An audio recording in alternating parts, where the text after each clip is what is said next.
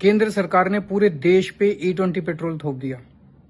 जनता विरोध कर रही है बहुत जबरदस्त। अब सरकार हर किस्म के झूठ बोल रही है, हथकंडे अपना रही है। 3 जुलाई को सरकार ने 6 ऑटो मैन्युफैक्चरिंग कंपनियों को बुलाया और बोला तुम प्रेस कॉन्फ्रेंस करके जनता को बोलो कि E20 पेट्रोल सेफ है। उन 6 में से 3 कंपनियों ने मना कर दिया।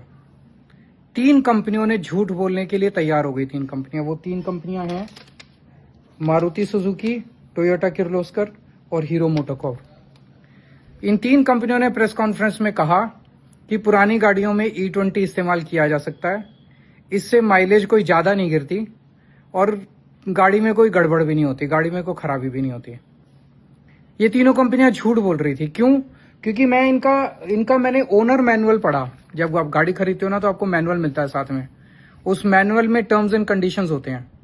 टोयोटा के जितने भी मॉडल हैं, Innova, high cross, Fortuner, Glanza, urban cruiser, इन सब के ओनर मैनुअल में लिखा है साफ साफ कि 10% से कम इथेनॉल होना चाहिए। और अगर फिर भी आप गाड़ी की परफॉर्मेंस से सेटिस्फाइड नहीं है तो 10% भी इथेनॉल यूज मत करो, बिल्कुल प्योर पेट्रोल यूज करो। उनके मैनुअल में लिखा है। यही बात मारुति के ओनर मैनुअल में लिखी है। तो मैनुअल में इन्होंने ये लिखा हुआ है और सरकारी प्रेस कॉन्फ्रेंस में आके कहते हैं कि E20 ठीक है, तो इसका लिए झूठ बोल रहे हैं।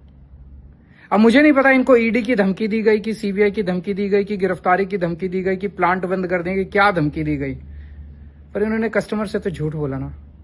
कस्टमर से झूठ नहीं बोलना चाहिए। सरकार तो रहे ना रहे, कस्टमर अगर आपके भाग गए तो क्या होगा। कल मैं इन तीनों कंपनियों को लिख के पूछूंगा कि जो आपने सरकारी प्रेस कॉन्फ्रेंस में कहा कि E20 सही है, वो लिख के दे दोगे।